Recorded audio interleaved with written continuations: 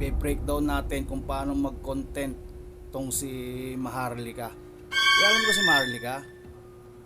Ano siya ngayon Boljak TV. Alam ko naman marami sa inyo ang nakakilala dyan.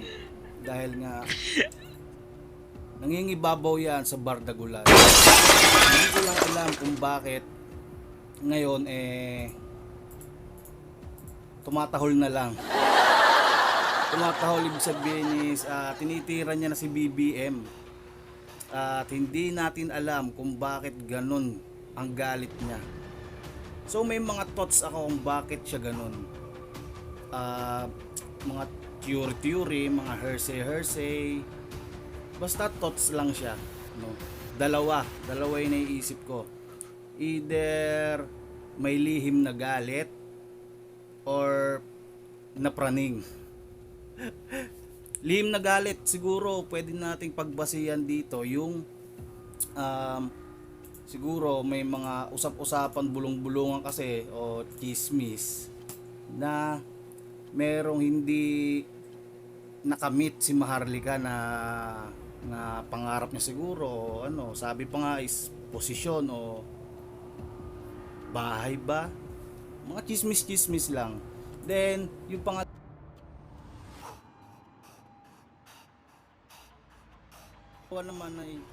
pangalawa naman ay sabi praning na daw siya.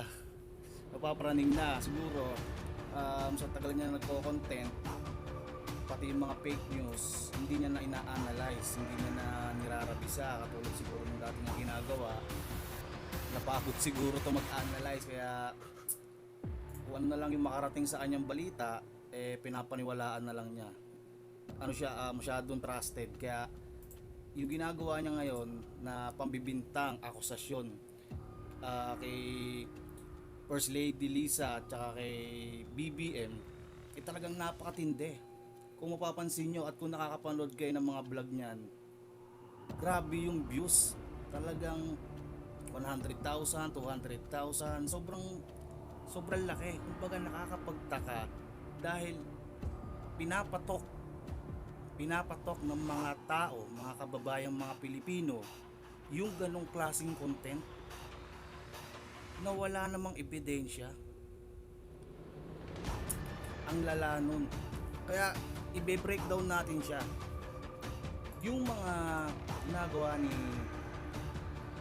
ginagawa ni Boljak TV na akusasyon, gaslighting, yung mga ginagawa niya is more on opinion, tapos manipulation ang ginagawa niya tapos direct accusation, madaming dulot yung ginagawa ni talagang mayayanig ang mga tao talaga dahil panay siyang expose, revelasyon, tapos syempre ang malaking hatak nga dun is babae siya, kaya umabot ng ganun kalaki yung mga views niya compared dun sa mga normal niyang pagdidiscuss. Ngayon, yung mga ginagawa niyang issue katulad nung mga nagte-trending na pulburon, yung pulburon, nagpupulburon daw si BBM tsaka si First Lady Lisa, tapos may video pa daw, then sa smuggling, tapos yung sa ICC, tapos yung makakaliwa may konektado na daw yung sila BBM doon, tapos sila Sandro, yung mga babae, tsaka yung bubudol nga, parang pinapalabas sila nabudol na talaga yung Pilipinas ni BBM, na pati sila na scam, nabudol sa pangakong Uniteam. At yun nga, ang lumalabas ngayon is parang may lamat yung Uniteam dahil nga nagkakaroon ng conflict sa pagitan ni Inday Sara o Duterte sa mga Marcos. Ngayon, ang siste ganito. Kung nanood kayo nung nakaraan nating video kung saan tinalakay natin si Ed Lingaw. Si Ed Lingaw, yung news anchor ng TV5. Hinimay natin, di ba, yung mga kung paano siya mag-news report, paano siya magbalita, paano niya i-deliver yung news, yung mga words na mayroong mga tactics at same ng katulad ng kay Maharlika. Hindi lang makadirect yung Ed Linggaw ng matitinding salita katulad nitong si Maharlika na maharluka-luka na daw. Dahil nga kasi nasa social media siya, tapos mainstream, yung tactics ng mainstream, nagtatago sila sa mga words. Tatago sila sa likod ng mga words para hindi sila makasuhan or kahit ano ba yan, makakapekto sa trabaho nila. Ngayon, alam naman natin nowadays nagkalat ang fake news. At kauna-unahan niyang na manipula ng fake news ay yung mga magulang natin at yung mga lolo natin. Yung hindi sinapit yung basta hindi sumapit ng millennials tsaka Gen Z. Ang unang nakapag-manipula sa kanila mainstream dahil sa mga TV, di ba? Broadcast network, news outlet, mga news anchor, ayan yung DMA, TV5, ABS-CBN at marami pa. So ngayon sa digital era, kung kailan napatunayan natin na fake news kadalasan ng ang nasa mainstream, parang lumilipat na ngayon sa social media. Okay, sabihin na natin nakalipat na dahil nandiyan yung Rappler, Inquirer.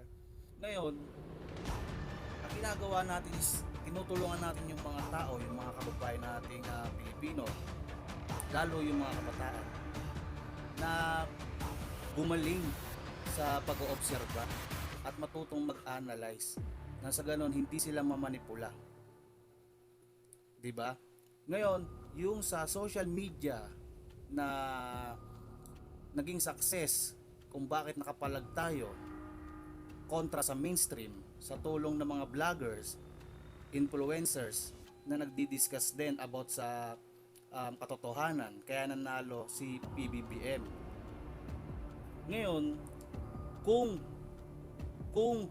iyan ulit ang mangyayari, pati ang social media ay masasakop ng mga ganitong manipulation gaya ng ginagawa nito ni Maharlika, na hindi mo alam kung may personal na galit o lihim na galit kaya parang nagmamalaki na ganyan.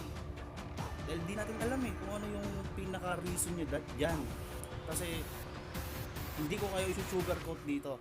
Alam nyo naman na talagang isa yan sa mga nakipaglaban kay BBM para manalo. Kaya nga ang punto natin dito, yung thoughts ko, kaya siya nagkakaganyan, merong isang malinaw na pwedeng dahilan. Alam naman natin, usap-usapan nga sa kanila dyan, yung bayaran daw, di ba?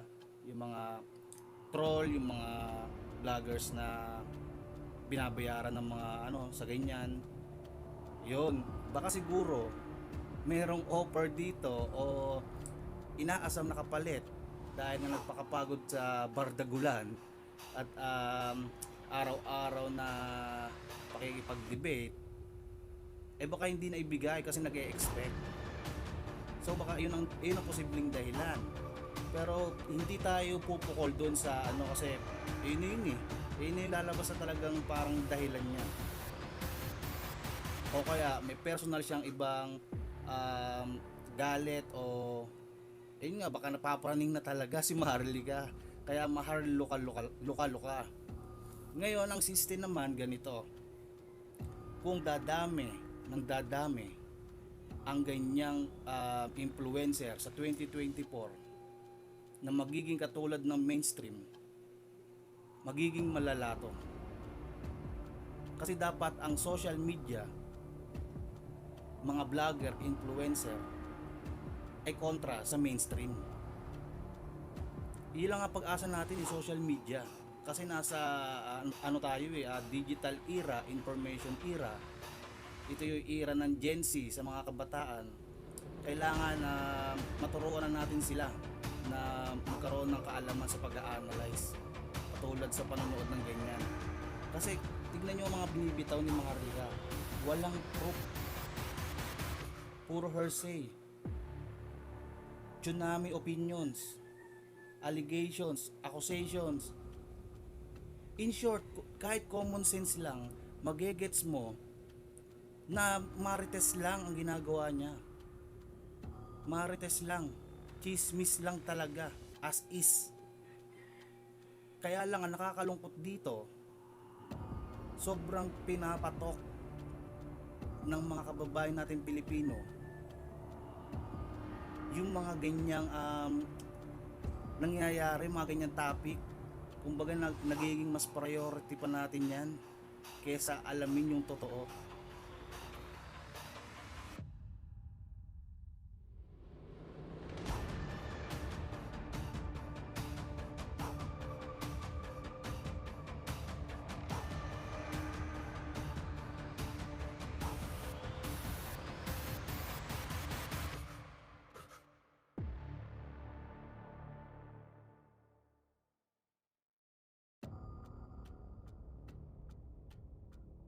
Ang mangyayari pa nito is manormalize yung ganyang mga senaryo, yung uri ng mga news content, at aakalain ng mga kabataan ay totoo.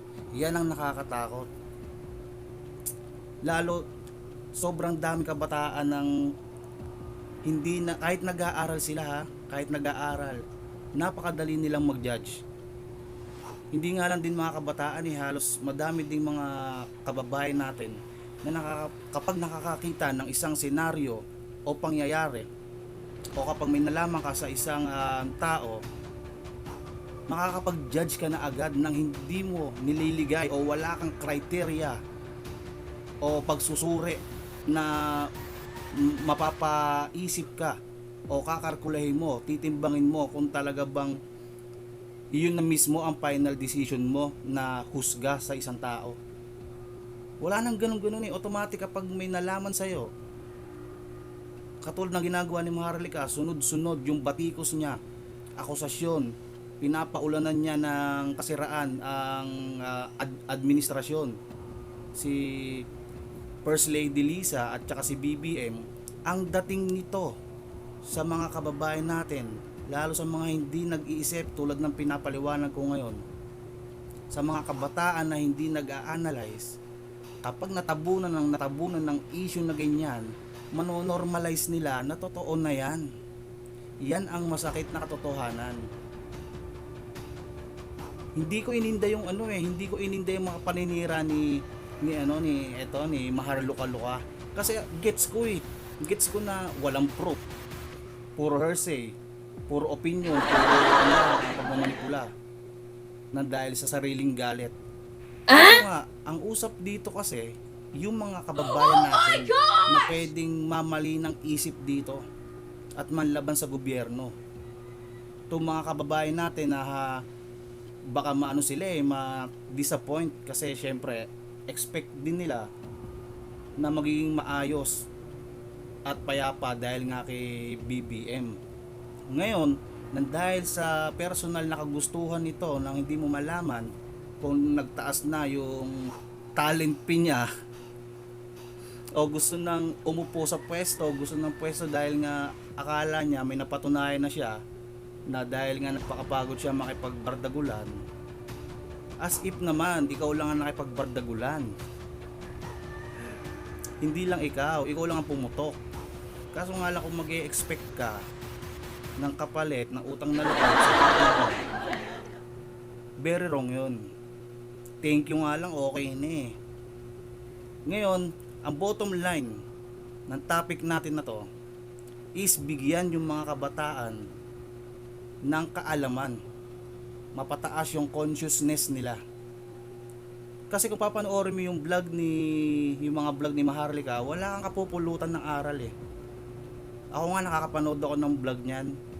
Hindi pa natatapos yung 15 minutes sa 1 hour na video niyan. Kinakat ko na.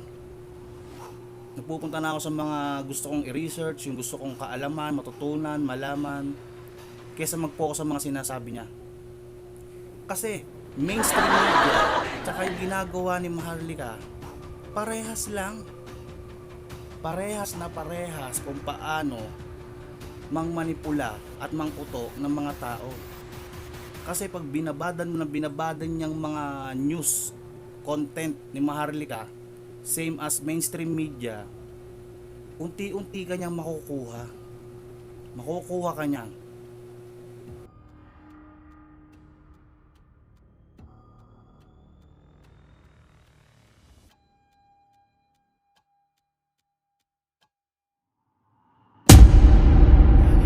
Tingnan nyo yung para sa kanya. Kasi nga, luka-luka na eh. Ayan. Dada. Yan. Yan ang ginawa nating ano sa kanya. Background. Yan siya ngayon. A misery and frustrated presents buwaka ng Ginamas. Kumbaga ganyan na siya ngayon. Ganyan na yung si Chucky guys. Kumbaga frustrated na eh. Tapos tingnan mo kasi mga pananalita nyo, buwaka ng Ginames, mga murahan, mga bintangan, pinagbibintangan yung Pangulo, yung asawa ng Pangulo. Talagang parang ano na, nagkakalat na siya. Alam nyo ba mga kababayan natin, kung minsan yung mga ganyan, tama din yung mga sinasabi nung iba eh. Na pagkaganyan nga, napapraning na. Na ano na nagiging luka-luka na. Kaya papangalanan natin yan ngayon, simula ngayon, si Maharlika. Hindi na siya Maharlika. Mahar luka-luka. Tandaan niyo yan ha. Si Maharlika ay ngayon ay si Mahar luka-luka.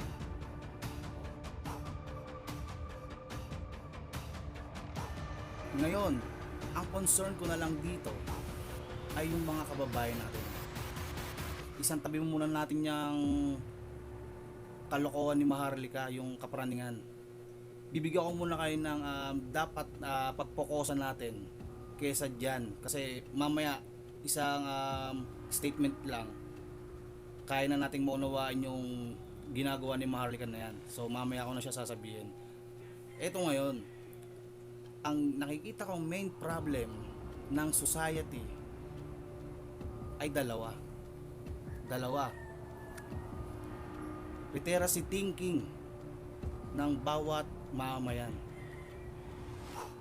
Yung knowledge, critical thinking, common sense nga minsan hindi na natin nagagawa.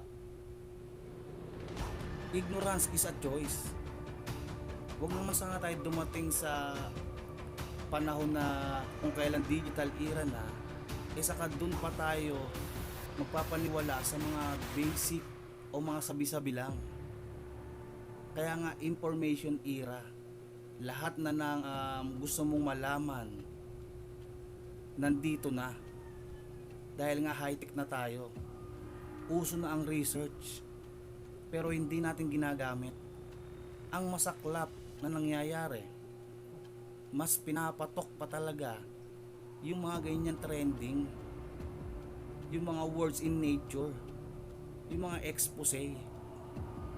Sa mainstream media naman, yung mga balita dyan na talagang hina-highlight nila. Tapos ang mga drama-rama, yung mga breakups ng mga relasyon ng mga artista,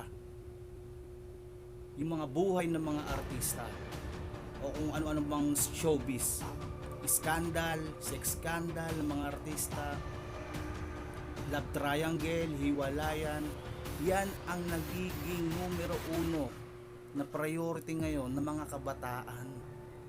At nadadamay na rin pati yung mga mas ahead sa kanila. Kasi bakit? Kasi in na in ngayon dahil sa social media at mainstream media.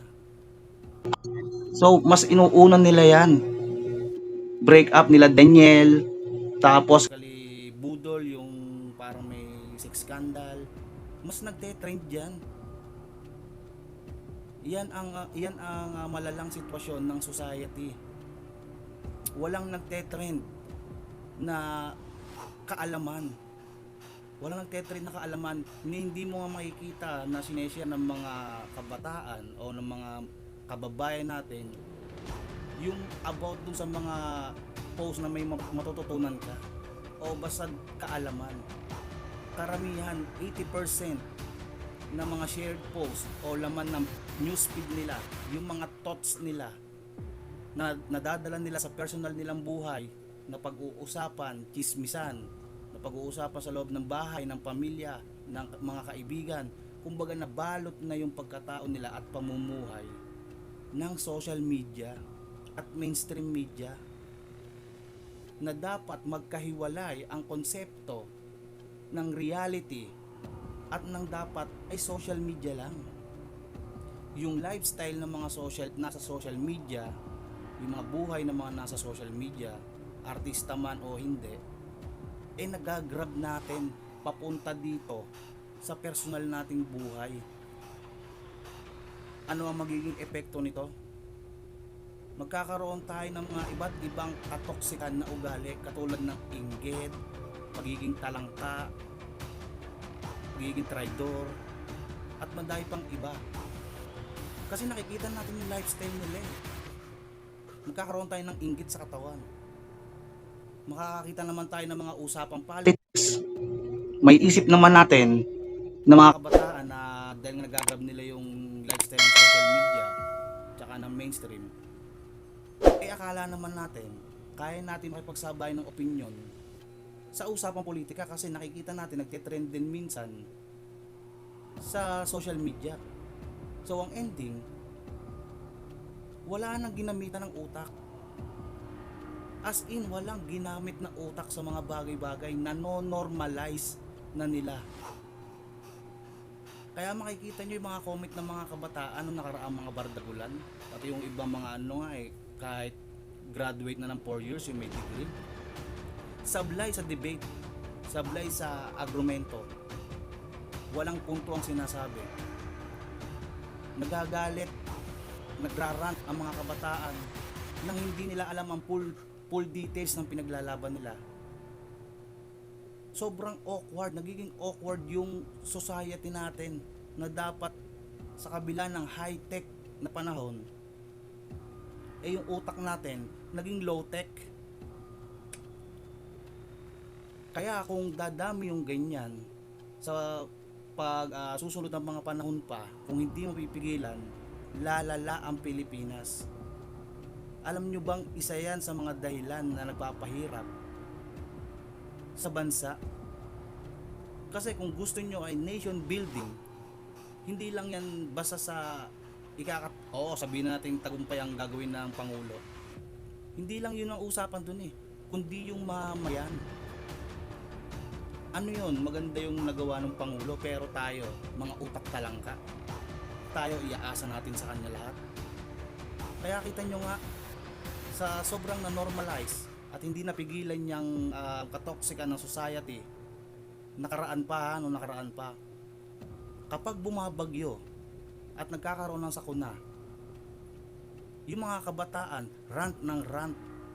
May mga magulang din ako nakita na hindi nag-iisip, rant ng rant, nasan daw yung Pangulo, nasan daw yung ganto, nasan daw si ganyan. Pero kung mag-iisip ka muna, bakit hahanapin mo ang Pangulo? Bakit direct yata yung gusto mong mangyari? Hindi ba dapat kung nagkaroon ng sa inyo, ng kaguluhan o disgrasya o sakuna, bagyo, andyan yung mga congressman, mayor, kapitan, yan muna ang uunahin dapat nila natawagin. Diyan sila sasaklolo. Bukod sa yun ang nangangasiwa sa lugar nila, yun ang pinakamalapit. Pero ano ang nangyari? Dumadirect sila sa Pangulo. Asan ang Pangulo? Asan si Bongbong? Asan si... Nawawalan na ng mga dekalibre o mga ayoko man sabihin to, nawawalan na ng may mga utak na Pilipino sa sobrang kamangmangan ng society at mainstream. Nagiging bobo ang mamayang Pilipino. Yan ang masakit na nangyayari ngayon. Tayo naman kahit nagdi-discuss tayo ng mga ganitong topics, kahit araw-araw natin i-discuss yan, kung mismo mga Pilipino, mga kabataan ang pipili, kasi ignorance is a choice eh. Kahit pangulo, hindi niya mapiplease yan kung gusto niya maging maging toxic o maging ignorance. Pwera na lang kung matutulungan natin sila paunti-unti na imulat. Kaya doon sa dalawang problem solution na pwedeng gawin natin, ako bilang influencer, is pwede kong maging responsibilidad, o talagang responsibilidad ko na talaga yung tulungan kayo para mapataas yung thinking skills nyo. So also sana sa mga kapwa ko influencer, kaso nga lang nabagabag ako dito sa dapat na matinong influencer, naging naging praning na, naging maharluka-luka na. So out na yan. So yun nga, bilang influencer, tuturuan ko kayo, kaya nakadepende na lang sa inyo yun.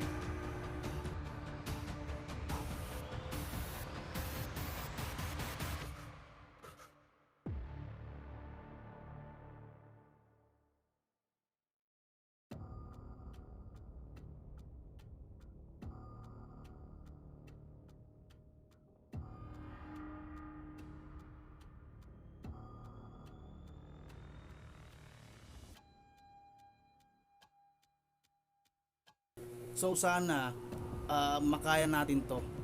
Yan ang gusto kong mapigilan ngayon 2024. So sa mga makakasama at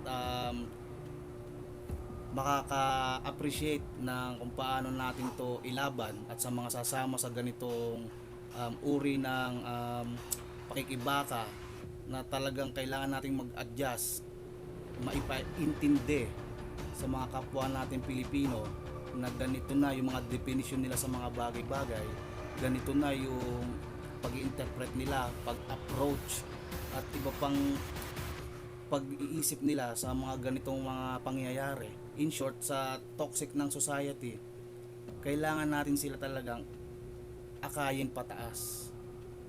Kasi hindi tayo pwedeng mag-stick sa pilitin natin sila ng pilitin. Kasi in the end of the day, buhay pa rin nila yun eh.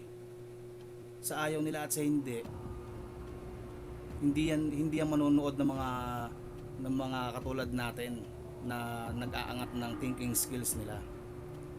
So ang dapat masolusyonan na lang dito na main problem is makontrol dapat itong mga mainstream media. Kasi kung dito lang sa social media, katulad nito si Maharlika, kung pagtutugmain mo yung mga analysis namin nito at kung ano ang nabibigay na knowledge sa mga tao, mamaniin ko lang to si Maharlika. Hindi dito uso yung payabangan, no. Tinitignan natin dito yung maitutulong natin. So ito nga, yung problema ni Maharlika na to, na nakadagdag pa sa bigat ng dapat linisin sa society, kakayanin to. Kakayanin ko na din linisin yan. Kaya na din ng mga iba pang influencer na ganyan ang adhikain. So ang problema ko na lang dito talaga is mainstream. Yung mainstream. Yan talaga kasi kumbaga yan ay nakagisnan ni TV. Kaya dapat pagpartnerin to si Maharlika at saka si Ed Linggau. At take note ha, hindi lang iyan si Ed Linggau sa mainstream media ng news anchor, news outlet, TV news, yung ganyang klaseng nang mamanipula. Madami yan. Nowadays, marami yan. Hindi mo lang napapansin, alam mo kung bakit? Hindi mo pinag-aaralan. Yung iba natututo at nakakagets ng mga sinasabi ko, yung mga late na nakakapanood kung paano tayo mag-debunk ng mga ganyang uri ng culprits, nagiging aware na sila sa mga bagay-bagay. Mas mataas na ngayon yung consciousness nila kesa sa thoughts. Kasi yung thoughts, idea lang yun eh. Pumapasok sa isip mo. Dapat dito, consciousness. Ngayon, itong sila Edling Gao, hindi mo napapansin yan. Pero sa mga susunod pa na araw at buwan, mas dadami yan. At dahil nga hindi ka pa rin nakakapanood ng mga kaalaman, kahit mag-research na lang kayo about sa mga literacy thinking, sa mga consciousness, sa mga kaalaman sa mari-research nyo yan. Kung ayaw nyo manood ng video ng mga content, magigets nyo. Kasi kung hindi nyo gagawin yon, hanggang ngayon bibigyan kayo, papakainin kayo, ipipid nila kayo ng mga balita, ng mga news, ng mga akala mo normal lang at walang ibig sabihin. Nagkakamali ka. Hindi ka pa rin mamumulat sa totoong kalagayan ng society. Hindi po iyan problema ng Pangulo. Problema natin mismo yan bilang mga mamamayan. At dahil nga digital era na at putok na mga vlogger, mga influencer, kami ang nakapronta para diyan at para tugisin, ilabas itong mga mainstream media na pasimuno talaga sa mga ganyan, sa mga journalist, mga ano yan cyber troops. Social media tsaka mainstream media, meron dyan na cyber troops na nakadepende sa mga interest nila. So sana mga kababayan, itong mga nangyayari na to, hindi man tayo makapag-react, sana nakakapag-obserba kayo. Mas okay yun, nag-o-obserba. Simplihan lang natin para madali, no? Bibigyan ko kayo ng isang extraction na napakadaling intindihin kung paano hindi maligaw at hindi mamanipula content man o balita sa TV. Ganito kasimple. Ang una mong move na gagawin kapag nakakita ka ng content or news sa TV, balita sa TV, issue o sa social media man niya, mga content, mga expose o mga revelasyon, una mong gagawin ay mag-obserba. Mag-obserba ka. Ngayon, kapag nag-obserba ka, maraming papasok na thoughts sa utak mo. Alam mo kung ano ang gagawin mo? Hayaan mo yung mga thoughts muna. Huwag mo muna siyang i-judge. Huwag mo muna siyang i-judge yung mga thoughts na papasok sa'yo. Kasi once na may dinudge ka dyan, yun na ang magiging final answer mo doon sa senaryo o doon sa issue. Ganon ang mangyayari. Maniwala kayo sa akin. Hayaan mo muna yung thoughts. Ganito ang pangalawa mo gagawin. Isipin mo, ikaw ang witness. Sa mind mo lang ha, sa mind. Ikaw ang magiging witness sa mga isyong o news o balitang kinukwento o dinidiscuss ng isang tao. For example nga, sa TV news o sa social media, mga content o katulad ng kay Maharlika. Isipin mo muna sa sarili mo, witness ka muna. Huwag mo munang huhusgahan yung malalaman mo, yung mga maririnig mo, at yung mga papasok na idea sa utak mo, yung mga thoughts. Huwag mo muna bibigyan ng meaning. Iisang tabi mo muna, pagmasdan mo muna sila at obserbahan. Ngayon, kapag napag-obserbahan mo na at nakita mo na yung mga point of view niya at yung gusto niyang sabihin, doon mo ngayon siya i-analyze. Mag-analyze ka muna. Kasi yung iba, inaagad automatic. Ay, oo, ganun yung nangyayari. Ay, oo nga, ala na ika palang si BBM ka, nabudol na tayo. Ay, oo nga ika, si ganito, ala ika magagawa dyan, masamang tao na yan. Ganon tayo kabilis mag-judge. Na hindi natin alam, nagiging toxic na ang personality natin at bilang Pilipino. Hanggang sa tayo mismo, mga kapwa natin, kapwa mo mismo, tao, kapwa mo mismo Pilipino, tinotoxic mo na din. Yan ang nangyayari. Kaya matuto kayong mag-obserba, pag-aralan, maging witness sa sarili mo habang nakikinig ka ng balita o content ng influencer o ng vlogger. At lalong lalo na kapag usapang politika, usapang politics, dapat maging aware kayo kapag mga ganyang hindi basta-bastang issue. Sa ibang issue kasi, mga pangmamarites, kismisan, social media na showbiz usapan, o buhay ni ganito, buhay ni ganyan, pwede kang magbigay ng opinion kasi wala namang say-say yun eh. Tamang usap lang kayo. Pero iba kasi pag usapang politics, hindi dyan pwede yung utak lansangan na magbibigay ka ng opinion at magrarant ka, magbibitaw ka ng mga salita nang hindi mo pinag-aaralan.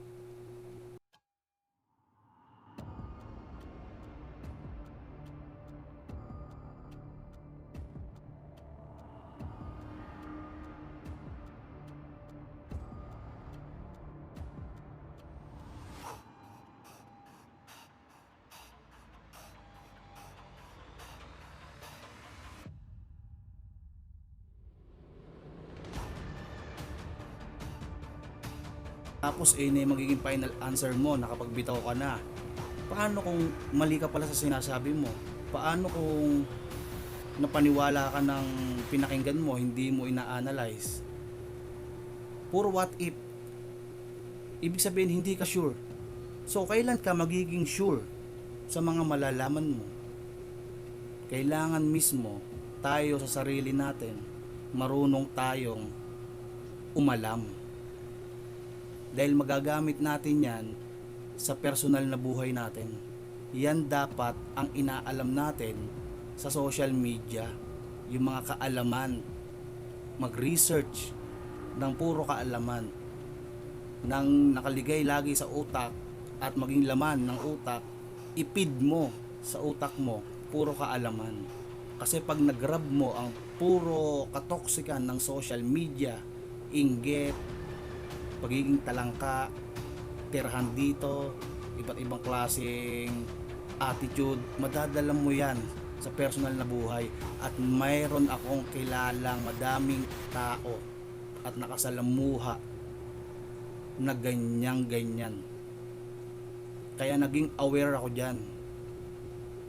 Social media, ginawa nilang personal na buhay. Yan ang nakakatakot kapag dumami ang ganyang tao. Akala nyo ba masaya yan? Hindi. Akala nyo ba lamang kayo kapag may ganyang attitude kayo? Hindi.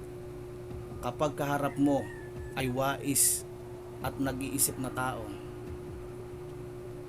mababa lang ang tingin sa'yo. Kaya dito, sa mga naniniwala, sa mga pinagsasabi ni Maharlika na walang ebidensya, huwag sana kayong maniwala at huwag sanang magbabad sa ganyang issue ni Maharlika. At huwag laging mag-stick sa iisang speaker lang, sa iisang nagsasalita. Kasi sobrang daming speaker. Iba't ibang porte. Mayroong motivational, mayroong political, mayroong sa wisdom o sa entrepreneur. Madami pwedeng magturo sa'yo sa mga bagay-bagay o porte na yan. Kaya dapat mamimili ka ng hindi lang isa na papakinggan sa bawat porte na yan. Kasi kung maliligay sa listahan mo si Maharlika, si Sas, at yung iba pang mga toxic na influencer dyan, pero sige, i-rate natin si Sas. Si Sas siguro para sa akin 50-50. 50-50. Kung bakit 50-50, saka na natin yan sasabihin kasi hindi siya yung topic natin. Ito muna si Maharlika. Kaya ang naging content ngayon ni Maharlika, napakadali lang sagutan. Puro hearsay, puro thoughts niya lang, opinion niya lang, nararamdaman niya lang. Yung galit niya lang, yan lang ang binibigay niya sa inyo. Kaya pati kayo, nadadamay. Bakit madadamay? Magagalit din kayo sa taong kung saan siya nagagalit. Maghihinala din kayo doon sa taong pinaghihinalaan niya. At sa mga binabatikos niya, pwede nyo ring batikusin. At magiging masama ang tingin nyo sa grupo o sa gobyerno o sa presidente na pinupukol niya. Kumbaga dinadala niya kayo doon sa pwesto niya para may puwersa.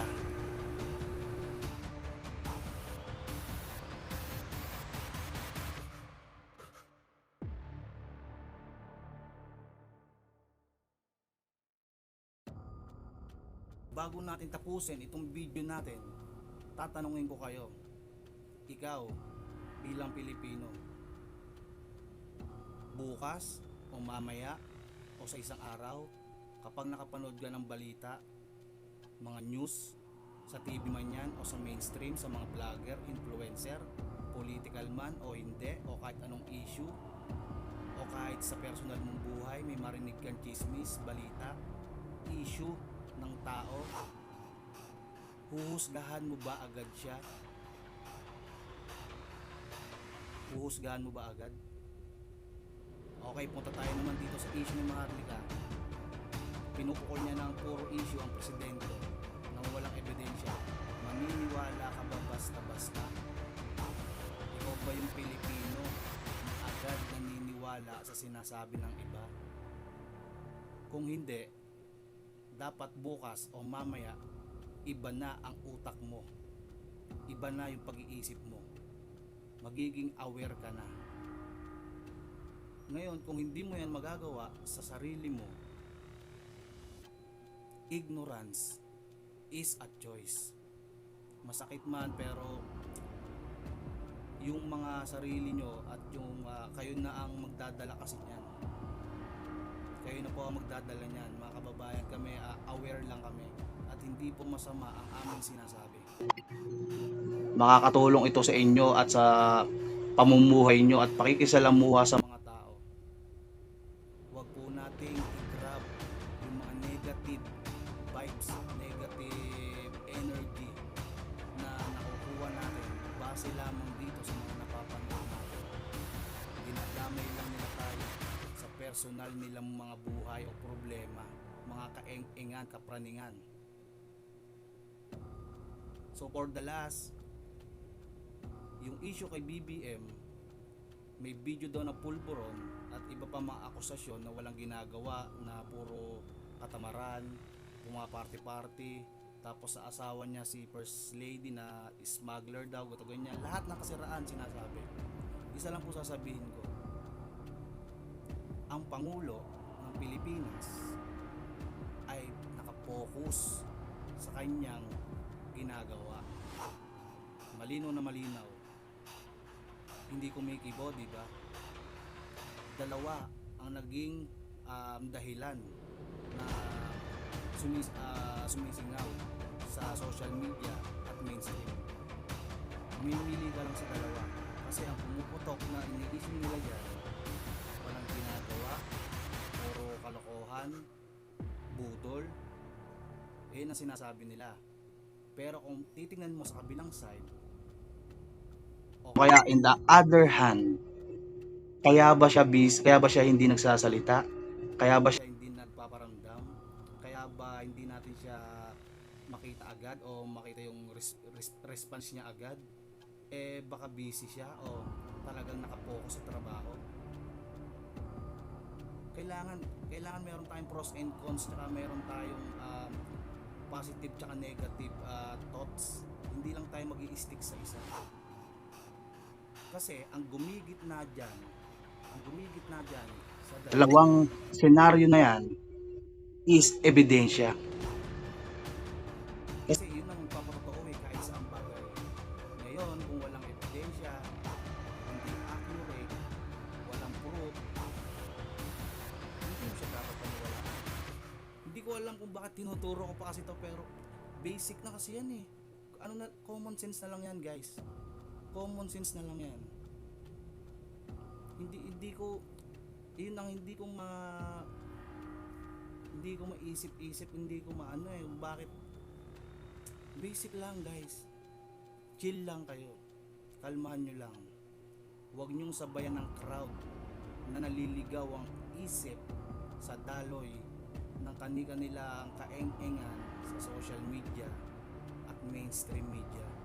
Dahil diyan kayo masasakyan ng mga tao, grupo, organisasyon at ibang mga politician na may pansariling interest kapag pinaandaran na nila kayo ng mga propaganda, lalo dito sa mainstream media na halos lahat kayo nalaman nyo.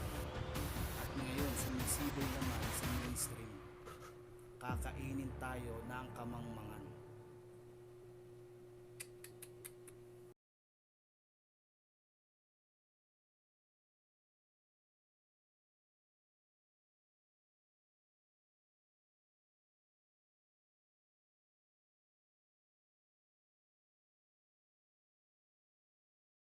So yun, nakita nyo na kung paano natin hinimay at paano natin sinure yung mga ganitong content at ganitong mga issue na hindi kaparehas ng inaasahan mong discussion, na kaparehas ng iba.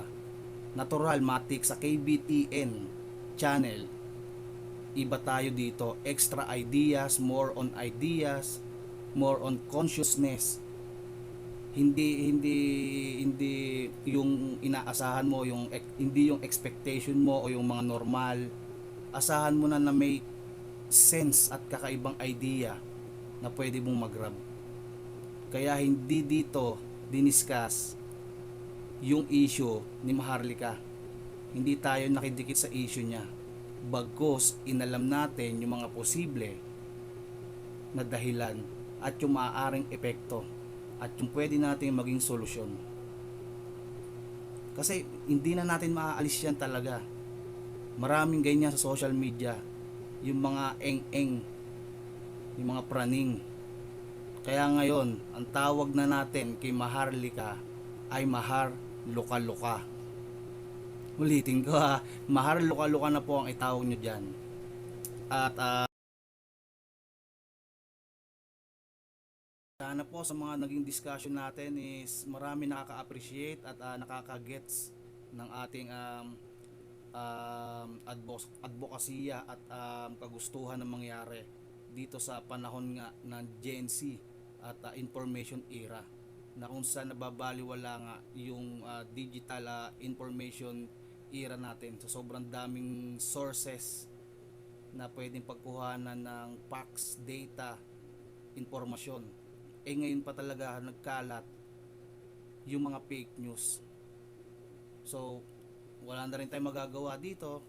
Ang kailangan na lang natin ay ipakita na kaya natin yang malagpasan. Kasi kailangan nating makasabay sa agos ng panahon, evolusyon ng panahon papunta sa kagustuhan nating future. Bakit po? Kasi habang ang Pangulo ay busy at pinaplano, ginagawa, inaasikaso yung kanyang inupuan na pwesto, kanyang pangarap para sa bayan na gusto niyang mangyari, kaya siya humabol.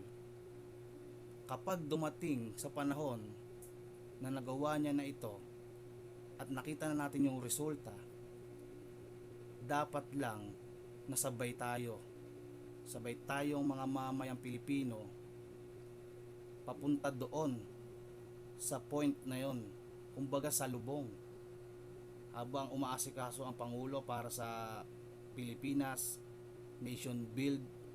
Yung mga mamayang Pilipino din nabibuild din yung pagkatao, yung utak, yung mindset, new